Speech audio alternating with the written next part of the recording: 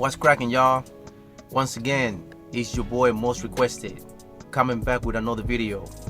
This one is about the Colorado Buffaloes offensive line, looking very, very suspect in conspiracy to hurt their own quarterback, Shedeur Sanders. For this one, we gotta go all the way to Boulder. Let's get it. Let's go.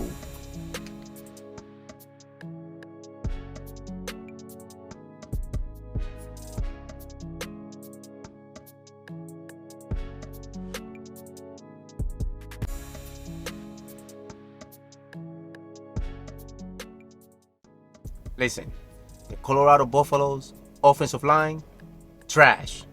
Straight up, they trash. Last Saturday, the game Colorado versus UCLA. It was hard to watch, fam. Hard to watch. Horrible. Horrible. Listen, before I continue cooking these brothers, don't forget to like, share, and if you're new to the channel, don't forget to ring the notification bell, and when you do so, select all so you can get all the updates every time I release video content. Listen, that game was like ridiculous, incredible, in so many ways. There was no effort whatsoever with the offensive line protecting their own quarterback, which is, for me, it was shameful. Like, that was like, it was the most shameful game that I ever seen in college history. Seriously, I'm not exaggerating. Seriously, these guys, I'm gonna show you a couple of clips, videos, which you could clearly see that neither of the two tackles, the right tackle or the left tackles, was not even putting their hands up, not even to grab the defender. It was incredible. At some point, there was like everybody was rushing at the same time, and they was just rushing the quarterback. So it was, in a way, it was like the offensive line was non-existent. I mean, I couldn't even believe what was going on, but that's exactly what was going on, and that's why I said it was a conspiracy. For me, it's a conspiracy, because after the game, when Coach Prime, he did his press conference, he was real grateful about it. He praised the players. Players play hard and stuff like that. But they asked him one question, and Coach Prime, he's always straight up. He keep it 100. And he said, they asked him about the line, the offensive line, and he said, I'm gonna replace the offensive line. Obviously, he's not gonna be able to replace the offensive line this season, because they almost like in the middle of the season. So the offensive line is the offensive line. So, but the offensive line is gonna get replaced. So those kids, they don't notice. You're either gonna get better and you're going to stay playing for Colorado, or you're just gonna get cut. And with the performance that they did a couple days ago, they're not going to play for another university. They might as well just pack it up and get their career or their trade in the university, and that's it, because the way they play, it was trash. So yes, after the game, I was thinking, I was like, well, why Coach said that he's going to cut all these kids? You know what I'm saying? Like that. And I said, well, let me look at something. So I went online to see who in the team have NIL deals, meaning name, image, and like, which is, they get endorsements, they get money, they get cash money, they get different things for playing for Colorado because those are good players. So I'm going through the list, and I see, a bunch of offensive line, wide receivers, quarterback, tight end, all of that. And on the defense, I see a bunch of linebackers, DBs, and almost a lot of players. I think it was a list of maybe like 25, 30 players out of 52 players that play in the team. So that's a lot of players getting money. Some of them in the millions, some of them in the hundreds of thousands and things like that. But still, nonetheless, they're getting paid. But guess what? None of the offensive players of the offensive line are getting NIL deals. They don't have, not even one. So, and that's what was so revealing to me. I was like, no wonder these guys are playing like trash. They don't care. They don't care if their quarterback gets hurt.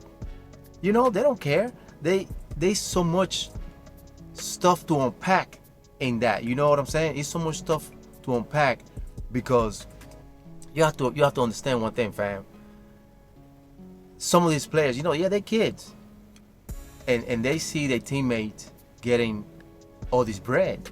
Some of these kids, they're flossing with diamond chains, like Rolex watches and things of that nature. So they're looking at that as like, wait a second, I'm protecting the quarterback and I'm not getting anything. Yes, you're not, because when you got recruited to play for this team, hoping that you go into the NFL. So that was between the recruiter, your parents, and you made that decision. So you cannot turn around now and say, oh, I want to get paid. You get paid because of the talent that you have. It's just like a regular job. You if you don't qualify for the job, you're not going to get it 85-90% of the time, unless you got all the outside forces that getting you in the door. But for the most part, yeah, it's because of your talent. So that's what I kind of like. I said, whoa, this is what's going on. These motherfuckers. You think you can do this to me? You motherfuckers will be playing basketball in Pelican Bay. They're not even putting an effort. They're not even putting an effort to protect their quarterback, which is embarrassing. It's embarrassing. Listen, that quarterback got sacked 7 times. And since the beginning of the season, he's the most sacked quarterback in college this season, which is incredible. He got touched 17 times in the game. Yo, you know what it is to go at the quarterback 17 times? Nigga, you can't do nothing. He only had, listen, this guy was balling out of control. Shedeur Sanders was balling out of control. For a quarterback to have only 2.5, 3 seconds to release the ball under that duress, under that pressure, guys coming at you, it's incredible.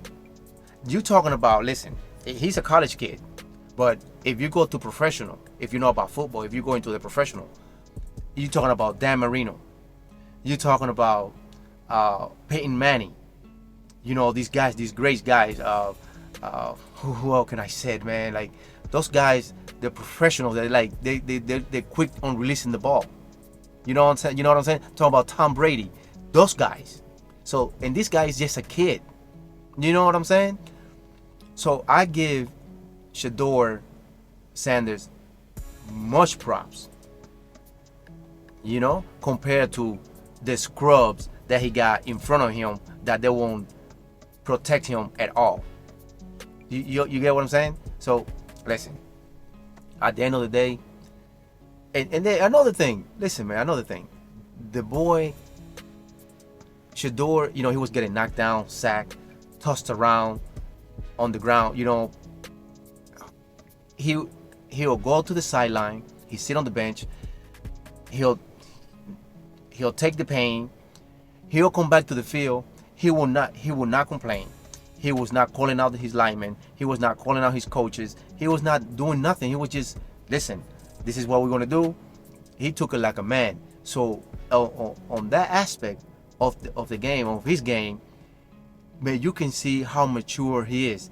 Bro, I'm telling you, man, anybody else, I don't think they will be able to sustain that kind of endurance, because it was, yo, listen, that game, it was hard to watch, man. It was hard to watch. I couldn't even understand how the kid keep getting up.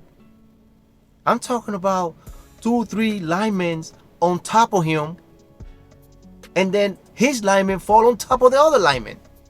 Come on, man. So, yes, I think those linemen, my conspiracy theory is that they might get him paid, on the low to get this boy hurt or something.